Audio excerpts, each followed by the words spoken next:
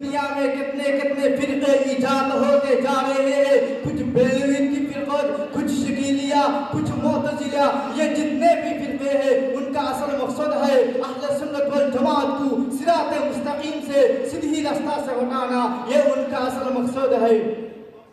ये कुछ दिन से पहले ये फिरका इजाद हुआ है जिसको ममाती कहा जाता है, और उसको ममाती इसीलिए कहा जाता है कि जनाब नबी करीम सल्लल्लाहु अलैहि वसल्लम को कब्र में जिंदा होने का एतकाद नहीं रखते हैं, और वो कहते हैं कि नबी कब्र पे जिंदा है, और उस तरह वो दलाइल अक़लिया और शैतानी वसाइस देकर लोगों को फंसाने की कोशिश करते हैं, और कहते हैं ऐ अहले सुन्नत वल जमात, तुम तो कहते हो नबी कब्र पे जिंदा है, अच्छा तो बताओ उसकी उम्र कितनी है। हम कहते हैं 150 साल है, वो कहते हैं नहीं तुम 160 मत कहो, इसलिए कि अगर नबी कब्र पे जिंदा होता तो 1500 साल कहने चाहिए था, हालांकि तुम ये नहीं कहते हो, जिससे मालूम हुआ है नबी कब्र पे जिंदा नहीं है।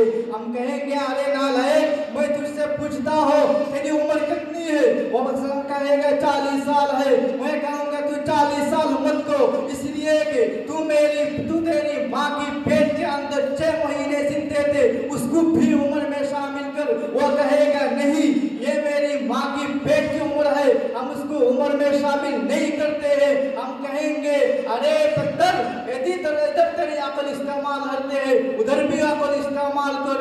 ये 300 साल ये नबी की दुनियावी उम्र है, और 15 साल ये नबी की कब्र की उम्र है। हम दुनियावी उम्र को कब्र की उम्र में शामिल नहीं करते हैं।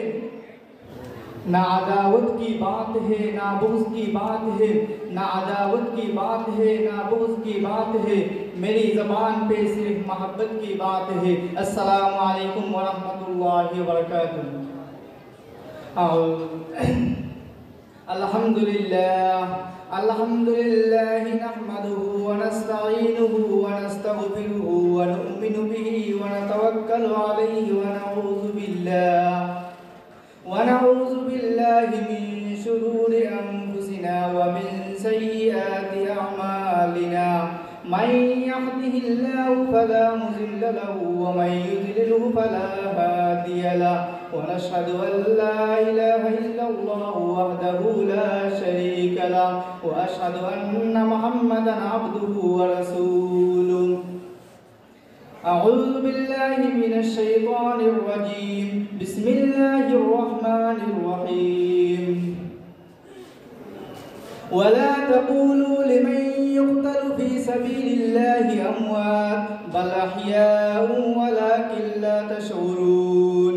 वक़ाल अन्नबी सल्लल्लाहु अलैहि वसल्लम अल अंबियाउ अहयाउन फ़ी क़ुबूरिहिम युसल्लून औ कमा क़ाल अलैहि सलातु वस्सलाम। मुहतरम सामिईन, मैं खालिक़ कायनात के बाद अगर किसी ज़ात की तारीफ मुनासिब समझता हो तो मेरे हुजूर सल्लल्लाहु अलैहि वसल्लम है, लिहाजा मैं उसकी दरबार में दो शेर पढ़ता हूँ। हर इब्तिदा से पहले हर इंतहा के बाद, हर इब्तिदा से पहले हर इंतहा के बाद, ज़ात नबी बुलंद है ज़ात खुदा के बाद। दुनिया में किस कदर काबिल एहतराम है लोग, मैं सभी को मानता हूँ मगर मुस्तफ़ा के बाद। सामीन किराम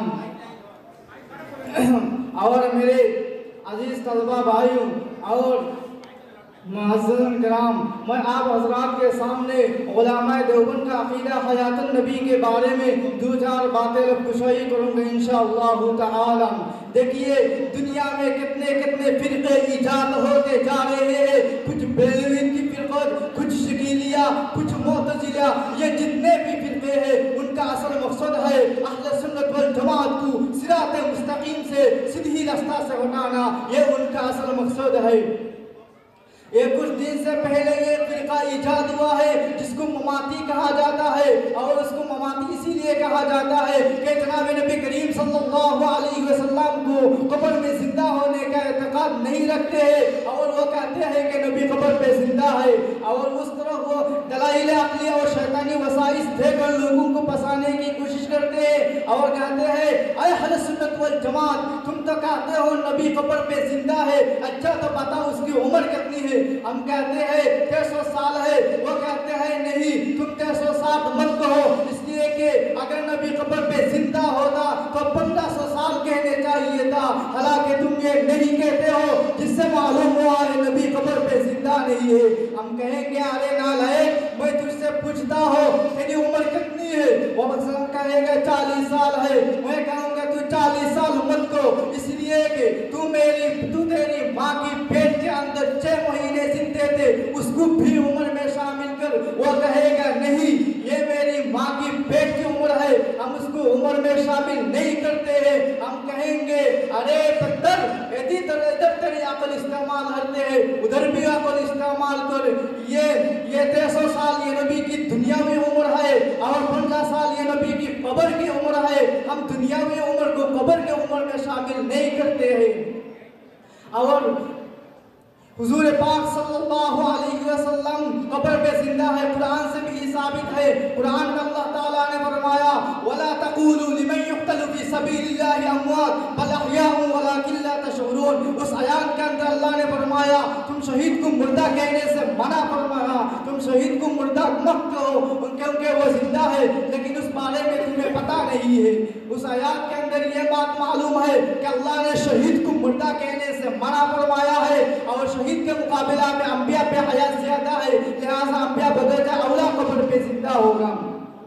काश के ये लोग अशमाली तानवी की मुताला करते, काश के आप लोग ये अशमाली तानवी की किताब पढ़ते तो उस तरह ये एतराज ना करते। इसलिए कि अशमाली तानवी की किताब में ये बात लिखा हुआ है कि अल्लाह ने मक़तूल फी सबीलिल्लाह को मुर्दा कहने से मना फरमाया है और अंबिया ये मक़तूल फिल्लाह है। जब मक़तूल फी सबीलिल्लाह कब्र पे जिंदा है तो मक़तूल फिल्लाह बदरजा औला कब्र पे जिंदा होगा। और ये हदीस से भी साबित है नबी कब्र पे जिंदा है। सही हदीस और अनस से पड़ी हुई है, मुस्नद अबी आला के जिल्द नंबर 6 हदीस नंबर 3425 नंबर हदीस के अंदर आया है अनस क़ाल क़ाल रसूलुल्लाह सल्लल्लाहु अलैहि वसल्लम अल अंबिया व अहयाउन फी क़ुबूरिहिम मुसल्लून। नबी कब्र पे जिंदा है और वो नमाज पढ़ रहे हैं। लेकिन ये नालायक ये हदीस सुनकर ये एतराज करते हैं, तुम तो कहते हो हुजूर कब्र पे नमाज पढ़ रहे हैं, अच्छा तो वुजू कहाँ से करते हैं? हम कहेंगे अरे मैं तुझसे पूछता हूँ क्या हुजूर को गुस्ल कराकर कब्र पे रखा गया था? तो वो कहेगा जी हाँ। मैं कहूँगा क्या गुस्ल से वुजू हो जाता है? तो वो कहेगा जी हो जाता है। मैं कहूँगा कि उस गुस्ल से वुजू अब तक नमाज पढ़ रहे हैं, तू टूटना तो देखा मैं करना दिखाऊंगा, तू टूटना तो देखा मैं करना दिखाऊंगा।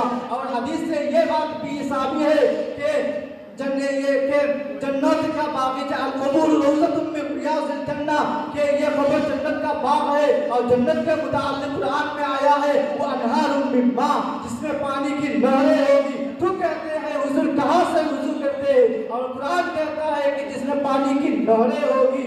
और सहाबा से भी तमाम सहाबा का यही अक़ीदा है नबी कब्र पे जिंदा है, नबी कब्र पे जिंदा है। इसलिए कि सिद्दीक़ अकबर जब दुनिया से जाने लगे, सिद्दीक़ अकबर ने कहा अरे जब मैं मर जाऊं मेरी मैयत को रोज़े पे ले जाना, हुजूर को सलाम कह देना, हुजूर से सलाम कहकर इजाजत तलब करना, अगर इजाजत मिले तो दफन करना वरना दफन न करना। जिससे ये बात मालूम हुआ है अबू बकर का यही अक़ीदा है नबी कब्र पे जिंदा है। अगर ये अक़ीदा न होता तो वसीयत न करते।